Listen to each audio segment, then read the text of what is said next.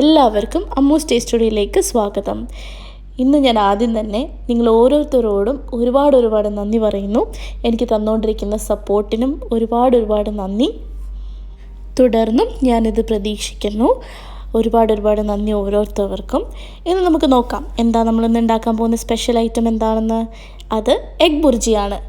ഇന്ന് നമ്മൾ ഭയങ്കര ഈസി ആയിട്ടും സിമ്പിളായിട്ടും ഉള്ള രീതിയിൽ നമ്മൾ എങ്ങനെയാണ് എഗ് ബുർജി ഉണ്ടാക്കുന്നതെന്ന് നോക്കാം. ആവശ്യമായിട്ടുള്ള സാധനങ്ങൾ എന്തൊക്കെയാണെന്ന് നമുക്ക് നോക്കാം. ആദ്യം തന്നെ 4 മുട്ട വേണം. പിന്നെ നിങ്ങളുടെ ടേസ്റ്റ് അനുസരിച്ചിട്ട് സവാള ചെറുതായിട്ട് അരിഞ്ഞത്, ചെറിയ പീസായിട്ടാണ്. ഇത് ഞാനിപ്പോൾ ഇവിടെ 2 മീഡിയം സൈസ് സവാളയാണ് എടുത്തേക്കുന്നത്. അതുപോലെ തന്നെ ഒരു കുഞ്ഞു തക്കാളി, ഒരു 2 മീഡിയം സൈസ് പച്ചമുളക് ഞാൻ കുഞ്ഞായി അരിഞ്ഞതാണ്, ചെറുതായിട്ട്. പിന്നെ ആവശ്യത്തിന് വേണ്ട കറിവേപ്പില, ഇത് കൂട്ടിയും കുറച്ച് നിങ്ങൾക്ക് കൊടുക്കാം നിങ്ങളുടെ ഇഷ്ടം അനുസരിച്ച്. പിന്നെ ഒരു 1 table spoon ginger garlic paste, പിന്നെ ആവശ്യത്തിന് വേണ്ട എണ്ണ, പിന്നെ ഉപ്പ്, കുരുമുളക്, കടുക്, അതും നമുക്ക് ആവശ്യത്തിന് വേണ്ടത് മാത്രമേ നമ്മൾ ഉപയോഗിക്കത്തുള്ളൂ. പിന്നെ നമ്മുടെ മസാലക്കൂട്ട്. ഈ മസാലക്കൂട്ട് നമ്മൾ ആദ്യം തന്നെ മിക്സ് ചെയ്യും. അപ്പോൾ അതിന് വേണ്ടിയിട്ടാണ് ഞാൻ ഈ പാത്രത്തിൽ എടുത്ത് വെച്ചേക്കുന്നത്.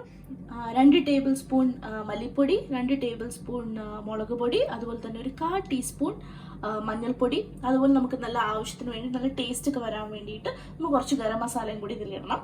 ഗരം മസാല ഞാനിപ്പോൾ ഇവിടെ 1/2 ടേബിൾ സ്പൂണാണ് എടുത്തേക്കുന്നത്. നിങ്ങൾക്ക് വേണമെങ്കിൽ ഫുൾ ടേബിൾ സ്പൂണോ ടീസ്പൂണോ ഇടാം, അത് നിങ്ങളുടെ ഇഷ്ടാനുസരിച്ച് ചെയ്യാം. എന്നിട്ട് ഇത് നന്നായിട്ട് ഒരു പാത്രത്തിലോട്ട് ഈ മുട്ടയെല്ലാം പൊട്ടിച്ച് നന്നായിട്ടൊന്ന് ബീറ്റ് ചെയ്യാം. ഓക്കെ, പാൻ ഇപ്പം നമ്മൾ ചൂടാക്കാനായിട്ട് അടുപ്പത്ത് വെച്ചിട്ടുണ്ട്.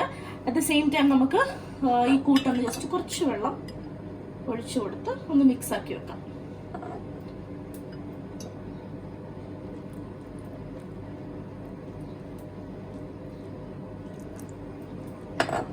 നല്ലോണം ഒരു അരപ്പ് പോലെ ആക്കി വെക്കും. ഇപ്പം നമ്മുടെ എണ്ണ ചൂടായിട്ടുണ്ട്. എണ്ണ ഇപ്പം ചൂടായപ്പോഴത്തേക്കും നമുക്ക് ഒരു ചെറിയ ടേബിൾ സ്പൂൺ ഇപ്പം നമ്മുടെ കടുക് പൊട്ടി വരുന്നുണ്ട്. ചൂടുള്ള തിളച്ച എണ്ണയിലേക്കാണ് നമ്മൾ കുറച്ച് കടുക് ഇട്ട് കൊടുക്കുക. കുറച്ച് കരിവേപ്പില ഇടാം. നമുക്ക് ഇതിലേക്ക് സവോള ചേർത്ത് കൊടുക്കാം.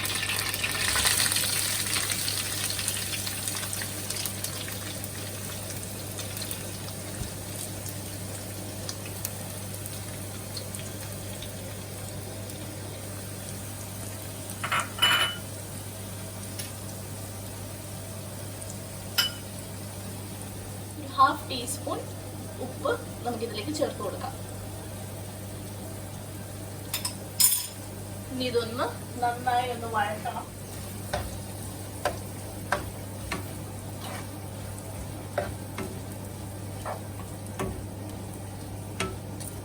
നന്നായി വഴറ്റി കൊടുക്കുക. അധികം വേവണ്ട, അധികം അങ്ങ് വഴറ്റി ഒരുപാട് കരിഞ്ഞു പോകുന്ന രീതിയിലാക്കണ്ട. കുറച്ച് ഒരു വഴറ്റി ഒന്ന് ഇതാവുമ്പോൾ നമുക്ക് അടുത്ത കൂട്ടുകൾ ചേർത്ത് കൊടുക്കാം.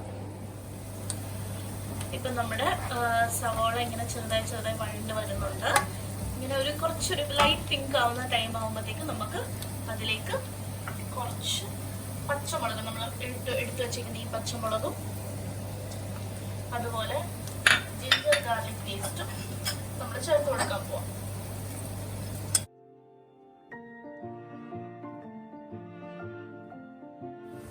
ഇനി ഇപ്പം നമ്മളിട്ട് എല്ലാം കൂടി കൂട്ടി നന്നായിട്ടൊന്ന് ഇളക്കി കൊടുക്കാം. ഇളക്കുന്നത് പ്രത്യേകം ശ്രദ്ധിക്കണം. എല്ലാ ഭാഗത്തോട്ടും ഈ ജിഞ്ചർ ഗാർലിക് പേസ്റ്റും ഈ സവോളയുടെ പച്ചമുളകും ഒക്കെ അങ്ങോട്ടും ഇങ്ങോട്ടും നന്നായിട്ട് വഴണ്ട് പോകണം.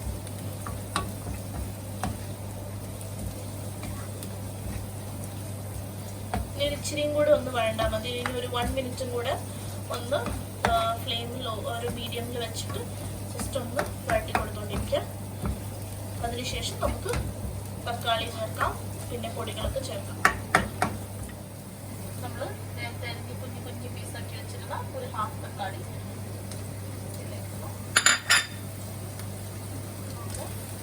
നന്നായിട്ട് വഴറ്റി കൊടുക്കും. എന്നിട്ട് നമുക്ക് ഒരു 5 മിനിറ്റത്തേക്ക് ഒന്ന് അടച്ചു കൊടുക്കാം. ഇപ്പം നമ്മൾ അടച്ചു വെച്ച തക്കാളിയൊക്കെ മിക്സ് ചെയ്ത് വെച്ചേക്കുന്നത് നമുക്ക് നോക്കാം.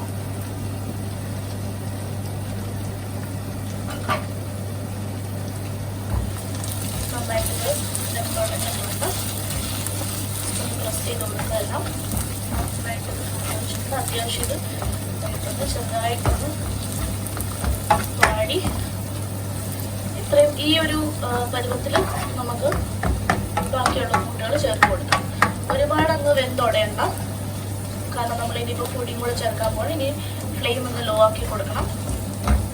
എന്നിട്ട് നമുക്ക് പൊടി ചേർത്ത് കൊടുക്കാം. നേരത്തെ മിക്സ് ചെയ്ത് വെച്ച കൂട്ട് ഇതിലേക്ക് ചേർത്ത് കൊടുക്കാം.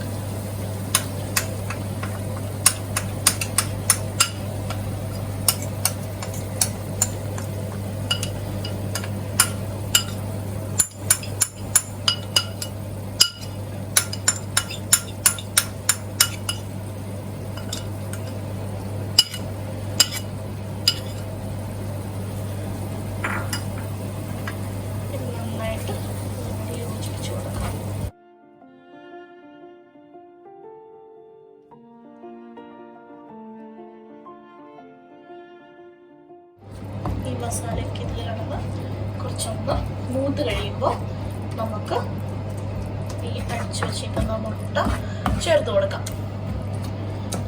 ഇതിന് വേണ്ടിയിട്ട് ഒരു 2 മിനിറ്റോളം ഇങ്ങനെ വഴറ്റി കൊടുക്കണം. ഇടയ്ക്ക് പിടിക്കാതിരിക്കാൻ പ്രത്യേകം ശ്രദ്ധിക്കണം. കരിഞ്ഞു പോകാൻ പാടില്ല. കരിഞ്ഞു പോയാൽ ഭയങ്കരമായിട്ട് കയ്പ്പ് ചുവയ്ക്കും നമ്മുടെ എഗ് ബുർജിക്ക്.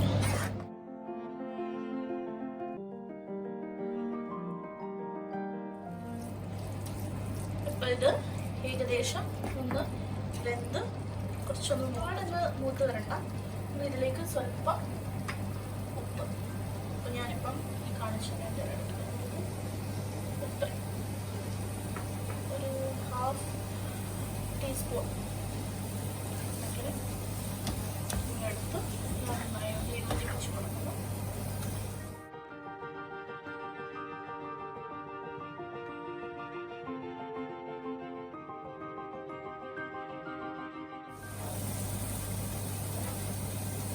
റൗണ്ട് ഉണ്ടാക്കുക.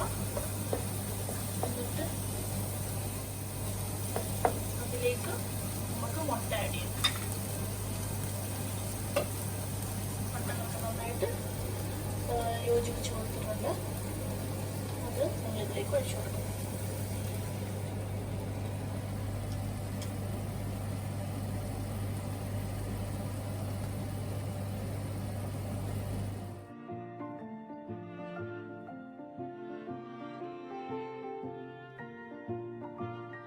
ഉടനെ ഇത് ഇളക്കരുത്.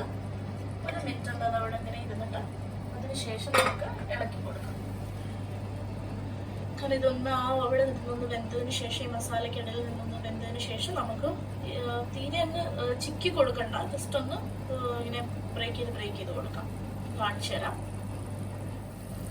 ഇപ്പം ഇത് ഒന്ന് വെന്ത് വന്നിട്ടുണ്ട്. പയ്യെ ഇങ്ങനെ ആക്കി കൊടുക്കാം. സൈഡിലോട്ട്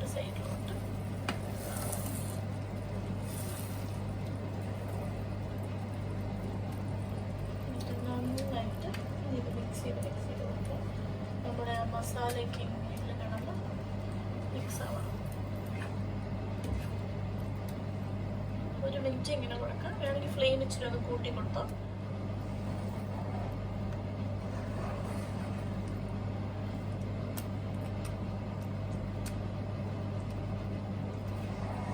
ഇങ്ങനെ കൊടുത്തോണ്ടേയിരിക്കും.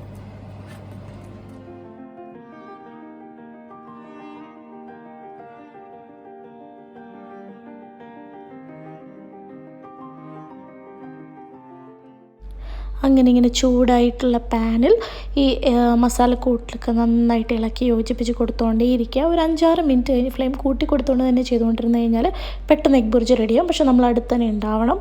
അതുപോലെ തന്നെ നന്നായിട്ട് ഇങ്ങനെ ഇളക്കി കൊടുത്തുകൊണ്ട് യോജിപ്പിച്ചുകൊണ്ടിരിക്കുക. നമ്മുടെ ഈ മസാലക്കൂട്ടൊക്കെ ഇതിൽ പിടിച്ച് മുട്ടയിലൊക്കെ പിടിച്ച് നല്ല സൂപ്പർ ടേസ്റ്റി ആകും. അങ്ങനെ നല്ല ഒരു വെന്തിയൊരു പരുവാകുമ്പോഴത്തേക്ക് ഫ്ലെയിം ഓഫ് ചെയ്തിട്ട് സെർവിങ് ഡിഷിലേക്ക് മാറ്റാം. ഇത് നമുക്ക് ചപ്പാത്തിയുടെ കൂടെ അതുപോലെ പത്തിരിയുടെ കൂടെയൊക്കെ നല്ല സൂപ്പറായിട്ട് നമുക്ക് സൈഡ് ഡിഷായിട്ട് യൂസ് ചെയ്യാൻ പറ്റുന്ന സാധനമാണ്. അടിപൊളിയാണ്. അത് നോർത്ത് ഇന്ത്യയിലൊക്കെ ഭയങ്കര ഫേമസ് ആണ് ഈ egg bhurji. Thank you so much for watching my video. Please like, share and subscribe.